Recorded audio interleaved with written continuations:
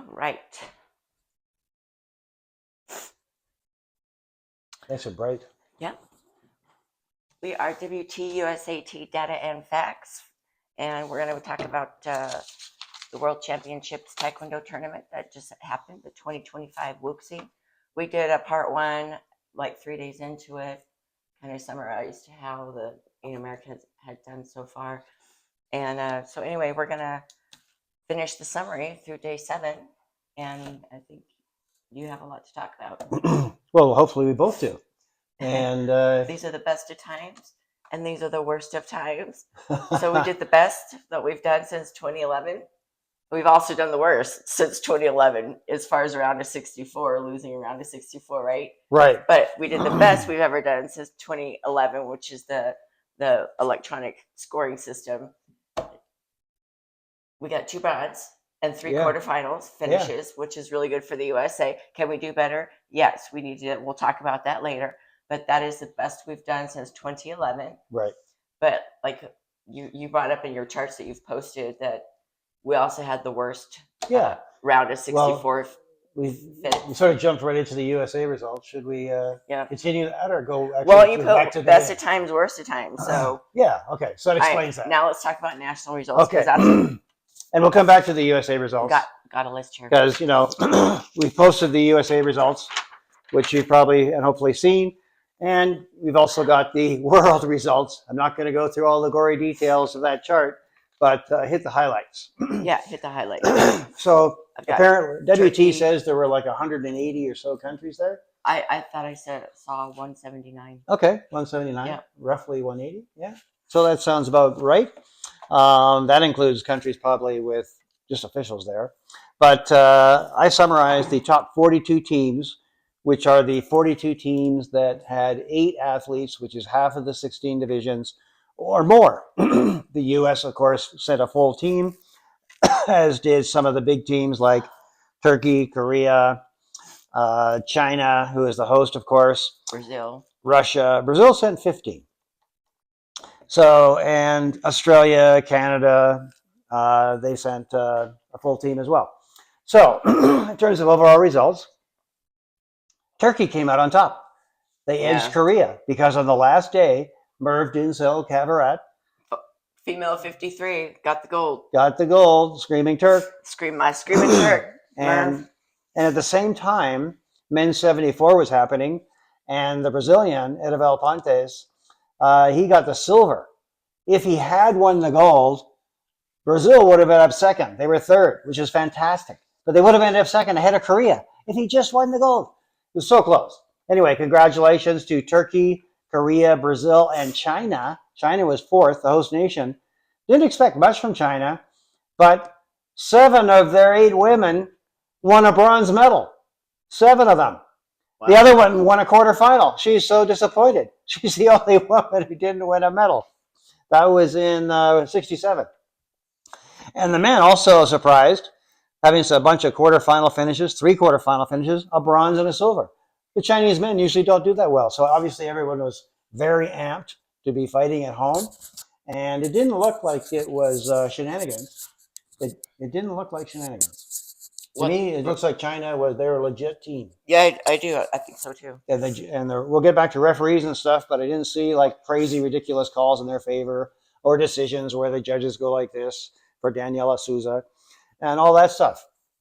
So good for them. Also, congratulations to a couple of African nations, or several African nations, especially Tunisia and Egypt, both of which finished in the top 10.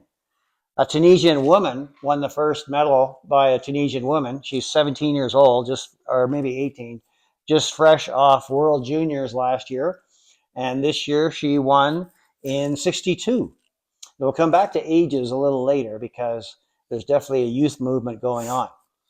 Iran, probably a little disappointed, even though they only got 1 gold, 1 silver, 1 bronze, and finished just behind Uzbekistan. Uzbekistan, of course, very strong, very deep team. They had 5 in the quarterfinals, as well as 3 medalists, gold, silver, bronze, like Iran. So Uzbekistan showing tremendous depth, even without Ulugbek Rashidov, who's suspended. And things are looking up for that nation. let's see. Anybody else want to mention? Russia, four medals and finished 11th. And then it continues down. Spain was quite disappointed with a big, powerful team, a full team of 16. They only got 1 bronze and 3 quarterfinals. How many? That's we're going to talk about. Oh yeah, we're going to come back to that. I But haven't it's- actually it's done not that in yet. here. I Oh, know I okay. haven't done it yet. Well, I thought we were just going to talk about it. Okay, we can talk. You want to But- talk about it now?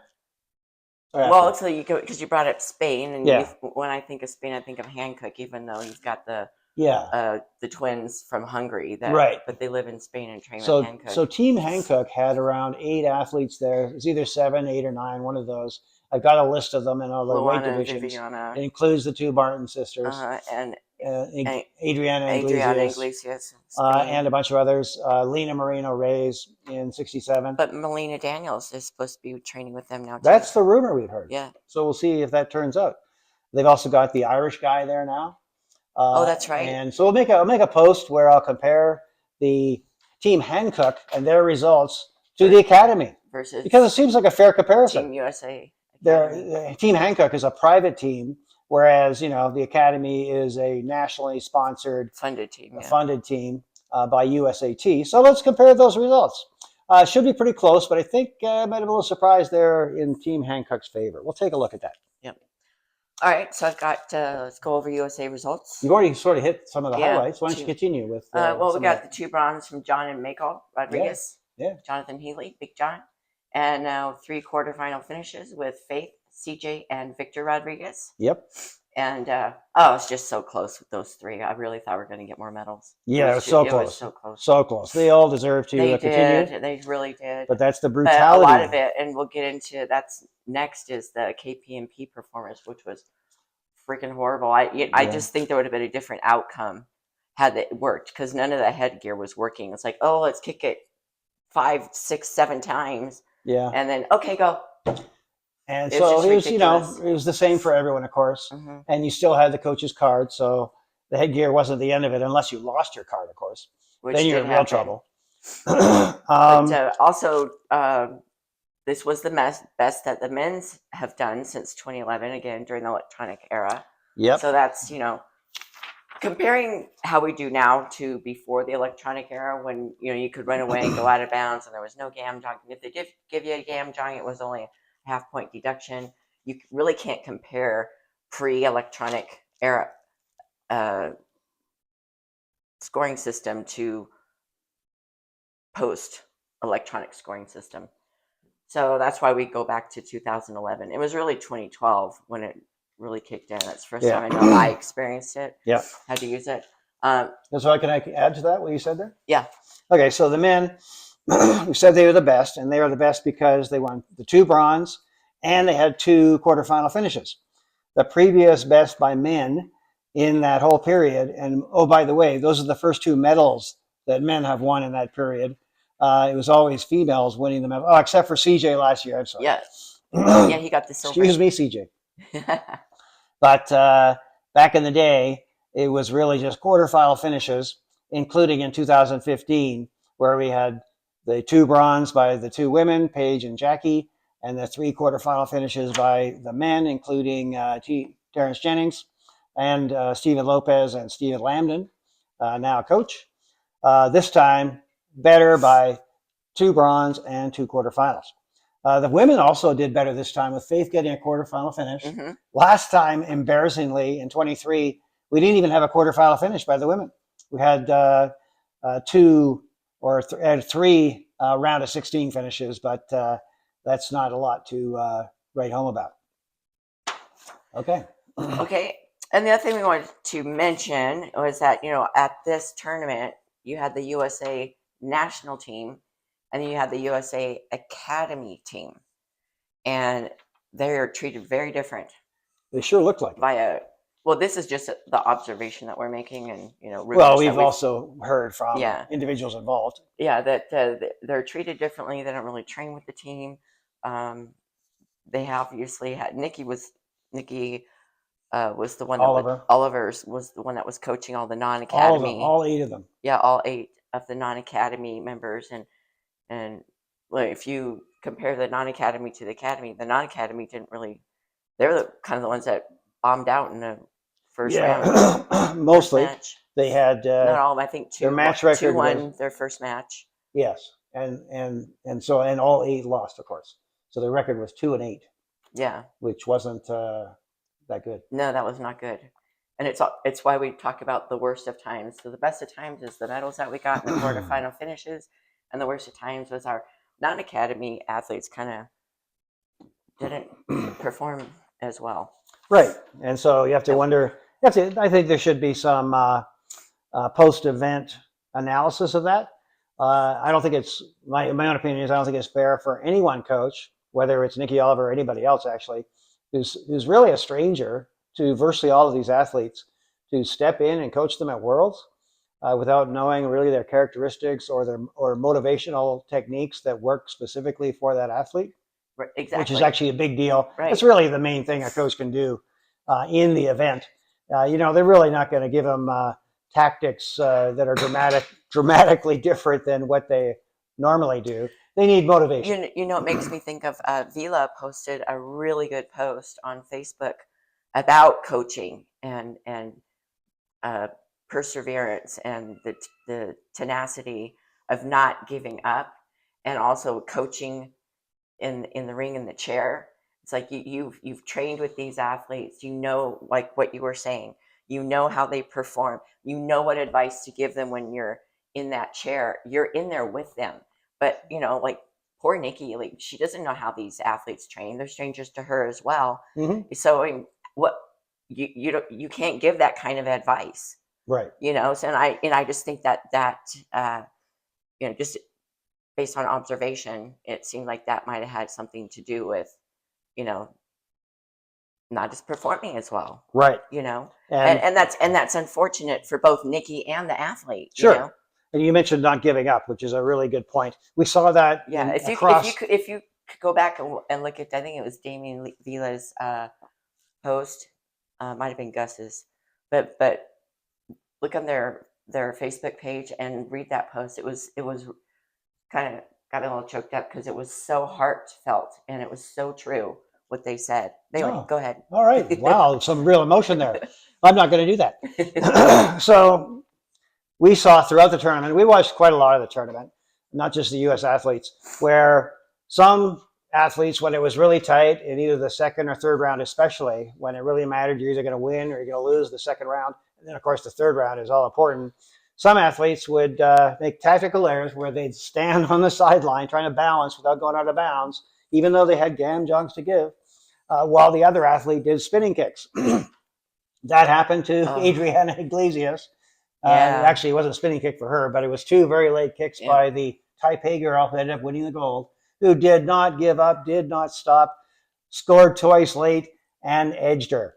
Actually, there was a one of our USA athletes, something like that. Yes, Jada Vo. Yeah. In 53. 53. She lost her first round, but in the second round, it was really close. And she was actually up, but with 1 or 2 seconds, I think it was 2 seconds to go, the opponent did a turning back kick, scored 4 points, and won the match.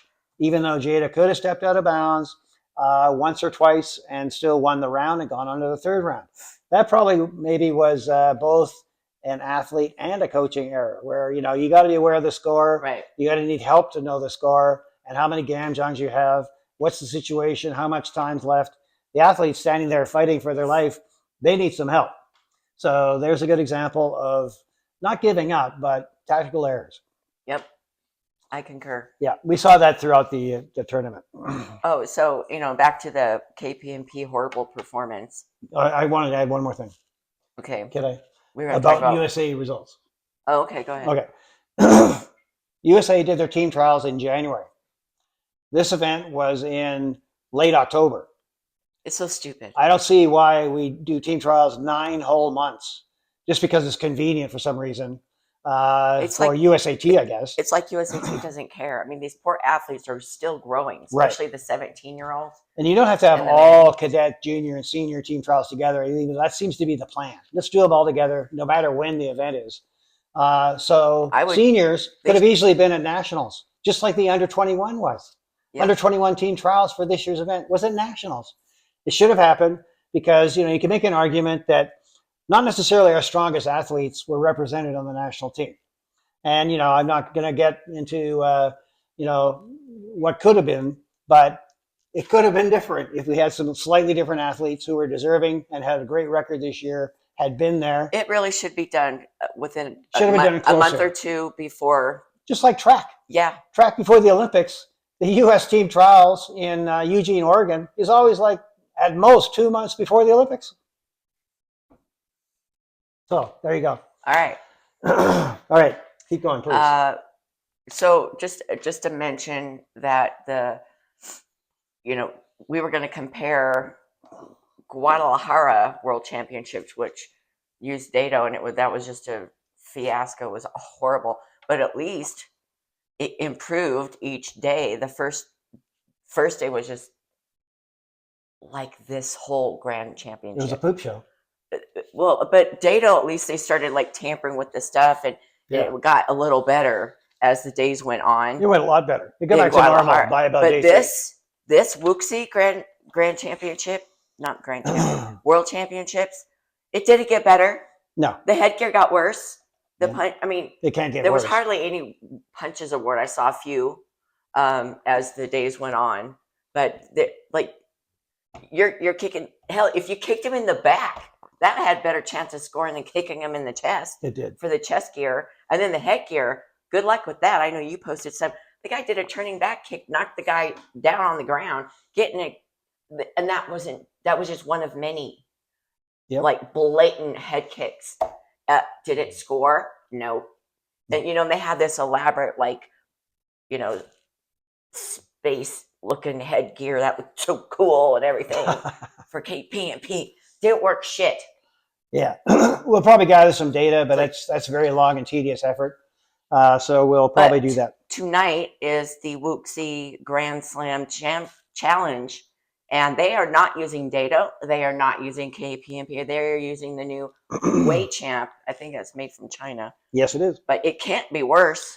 Well, we'll find out. So we're gonna watch that tonight, and I put up the brackets. And just a side mention. Where the fuck are the Americans? Yeah, they're not there. They're all there in WUXI, and now they're gone, and they're missing out on a G2 loophole to the Olympics.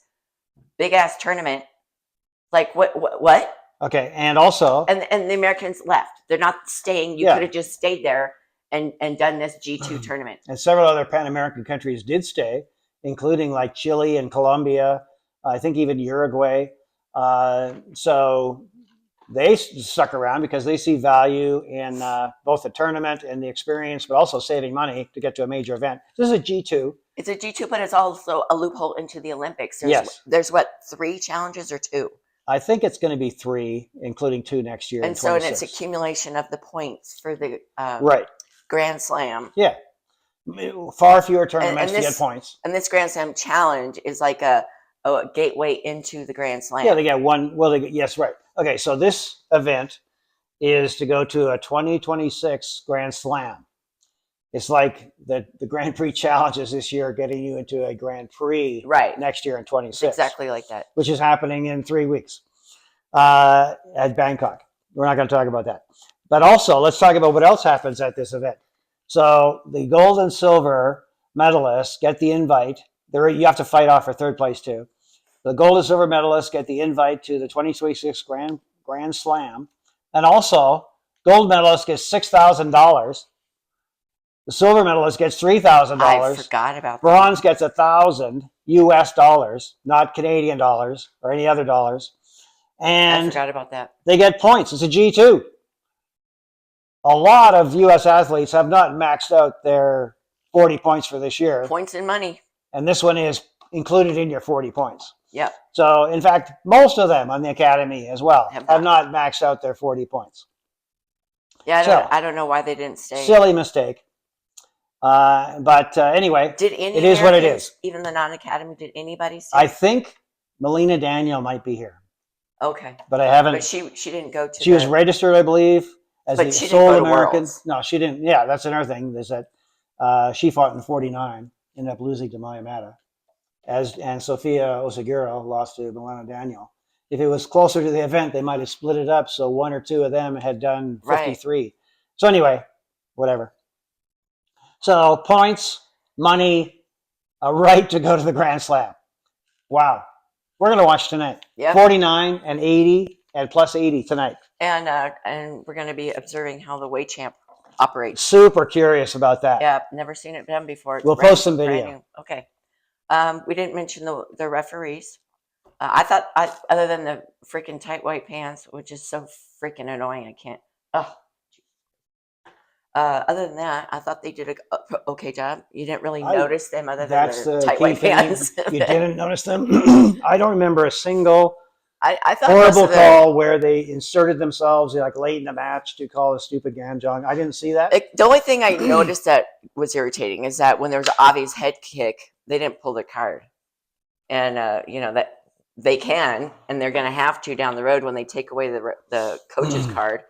So I don't know why they didn't. And it was so blatant, all these head kicks that weren't scoring. They should have pulled their card. I'm going to make another That's post. The only thing I really noticed. I'm going to make another post about this, but Gareth Brown, our USA national team and academy head coach, he made a comments on one of his stories where he added comments below. And so I'm going to summarize that and represent it as, verbatim as to what he said. But what I remember is that he talked to two senior WT officials at Worlds about the rule change about coaches not having a card.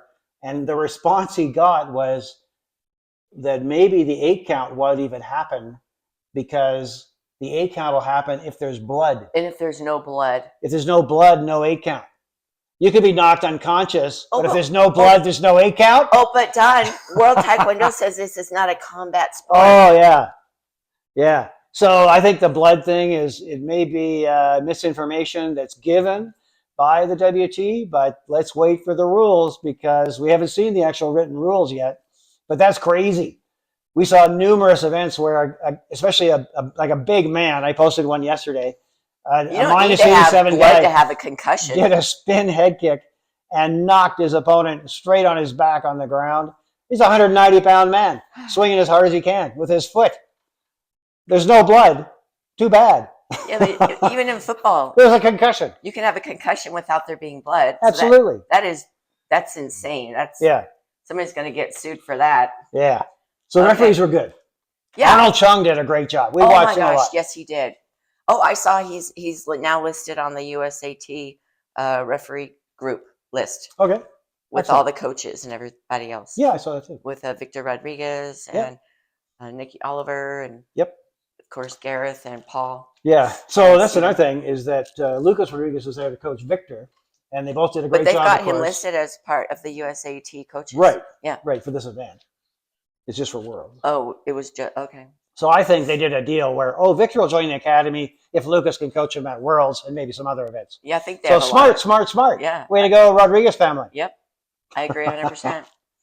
All right, let's talk about the ages of the medalists. Sure. Are they getting younger? Let's look at the data. Here's a whole bunch of data from 2015 through 25. I need a magnifying women glass. and men. I got that right. And they're very, very young as usual, except they're even younger. Yep. This 17, year, 19. Okay, the average age of all the medalists, this is for women, for all medalists, the average was 21.7. For 8 divisions, including heavyweight, where they were actually older, they brought up the average to 21.7. There were 14 women, girls, who were teenagers. 14 of them is the highest in this whole period. That means 17, 18, 19. 17, 18, 19. Several had come from, we already mentioned a couple from Junior Worlds last year, including a girl from Cote d'Ivoire as well. 3 men were teenagers. But let's look at, so again, the teen women, 2 divisions were entirely teenagers. F49, which isn't that surprising, 1 18-year-old and 3 19-year-olds. How about F62 though? Getting up into the bigger, slightly heavier women. The ages were 17 by the gold, 19 for Viviana Martin, the Olympic champion, 19. Her sister won gold in 67. It's her second gold medal at Worlds, and she's 19 years old. Yep. And then 18 and 19 for the other 62ers. The average was 18, of course. So that's incredible. But let's look at the men, too. The men. Yeah, what's the average of the men? The average in men overall was 22.5. Just a little older than the girls, the women. And we had a couple divisions where there were some surprising results. In men's 68, where MAIKOL Rodriguez, who's 20, not 22, had 3 20-year-olds and a 23-year-old. So everybody under 23. In men's 80, minus 80, CJ's division, CJ's 24. Oh, but the medalists were 21, 21, 21, and 22. In men's 80, that's where Steven Lopez used to fight up into his like 90s. It's 90s. Or, you know, late 30s. Yep. So that's incredible. Only one of the male gold medalists was over 23. That was Sif Essa in men's 87, where he moved up from minus 80 because he couldn't maintain that weight anymore. And he fought Simone Alicia, who also moved up, and he's 25. So those are the anomalies, and they're like world champions, Olympic champions. And so you got to be young to succeed. The women, there were 2 gold medalists who were over 25, and they're, again, very famous women. Merv Dinsel is 25. Okay. And the Screaming Turk. And Nafia Kus, the other Turk, the tall 6'3" Turk, in female heavyweight. She's 30. Wow. It's surprising that she's still fighting again, but I guess it's really worthwhile. Oh, that's how Bianca Cook was. She Bianca was like Cook. 30 when she and was Bianca still, got she was still elected to medaling. Bianca was the woman elected to the WT Athletic Council. Oh, okay, good. Yeah, so congratulations, Bianca. Oh, and so here's another funny thing about the Worlds. Worlds is so challenging to medal. It is unbelievable. Way harder than the Olympics. So here it is. So here's an example of a 2-time junior gold medalist and Olympic silver medalist who never won a world championship medal of any kind until this year. I'm talking about Lauren Williams from the UK. Twice she won golds in World Juniors. She won in 2021 a silver medal in 67 against Mateja Jelic of Croatia. Mm-hmm. She won a silver, but she had never won a medal at Worlds until this year, where she won a bronze in female heavyweight. She's 26. So you don't give up. Nope. And she's had so many injuries. It's just crazy. Gosh. Crazy surgeries. Oh. I remember seeing that scar on her hamstring. Oh, yeah. So anyway, she kept going. Yeah, she finally got a world medal at 26. Yep. And, you know, U.S. athletes, a lot of our top U.S. athletes are still very young. Yep. They still got it in them. I have a question. So what, meaning based on the data and the medalists, especially like in the lower weight categories, the average age is like 21. Yeah. And that's overall. If you go from like minus 67 and lower, the age is probably even lower, probably 19. Yes. Yeah. So based on that, what does this mean for USA's pipeline when they won't take juniors or cadets into the academy due to safe sport anymore? It means that there needs to be some bending of those rules with chaperones involved. That was my next question. Or another kind of team environment where they come regularly and train for like a long weekend or something. And be funded to go train. And funded. Well, because the academy has all this money that they have tons of money that they don't even know what to do with. So do you think that maybe they could have a budget for a scouting program to find these great idea untapped, excellent athletes that maybe don't have the money for these expensive Taekwondo schools? Yeah. Or G events, but I mean, even expensive Taekwondo schools. Taekwondo isn't cheap. You got to go to California State Championships. Yes. If you're not going to the California State Championships, you really don't have a good idea what's going on. And maybe Texas. Because that's where a lot of the best talent in the USA is. Especially as cadets. We've gone over that. There's a lot of the cadet team, the national team, come from California, and then they start to drop off as they get older because a lot of those families focus on education. Well, some of them can't afford it. Others focus on education. If there's an opportunity to keep going. And do both. There you go. Okay, so, but you know, you said something interesting there. I pointed out men's 80, where the average age was 21. Yeah. It was the same thing in female minus 73. The medalists were 20, 17, 20, and then an oldster, a mature woman at 26. So the average was 21. So it's not just the lightweights anymore. It's everybody is young, except for the heaviest of heavy. Yeah. You can still do well at, late 20s, even early 30s in the heavyweights, because you can be any size you want as long as you're really tall. So with this young age average, don't you think USAT, if I was in charge of USAT, don't you think you might want to allocate some budget for chaperones and maybe scouts to find athletes? Because you got to think down the road to 2028 and 2032 Olympics. The cadets right now, those are the ones that are going to be in the Olympics then. So you want to develop them now. And, having team trials 9 months ahead of time over like a large tournament, like the Olympics or World Championships, you might want to rethink that. And you might want to start looking at the pipeline of these cadets and juniors and figuring out how to get them to the academy and start funding them to come to the academy and train. Yeah. That's not cheap, but that's excellent experience. And I love that the academy is now more open to people coming there and training. Well, yeah. And plus they're actually paying them to be there, which is a big difference. $1,500 a month goes a long ways to motivating someone. Well, if you're on the academy team, but if you're on the academy, yeah. If you're not on the academy team, I think they allow you to come train there at your own expense. Sure, but the academy needs to be twice as big. It does. But they've added some people, but add twice as many more. They need the younger generation yes. with chaperones to protect them, obviously with safe sport, which can be a pain in the ass. But if you've got the chaperone program going and you've got these scouts going around, it's cheaper to hire a scout to go find good athletes than to do these money-making, silly-ass camps where you're, what do we call it, talent ID camp? Yeah. I mean, that's just a scam. It's a way to raise money. It is. But that's not really helping the pipeline. No. And if you're serious about the pipeline, plus they never follow up on what they say they're going to do. In 2026, 2028, and 2032 Olympics, we need to develop and find those young, like the winners, the medalists are going to be in their 20s, 20, 19, 17, 18. Well, so right now they're what, 14? Yeah, they're what I call 13? Senior cadets, like 14-year-old cadets and juniors. Yes. those are going to be a lot of the medalists in 27 Worlds and the 28 Olympics.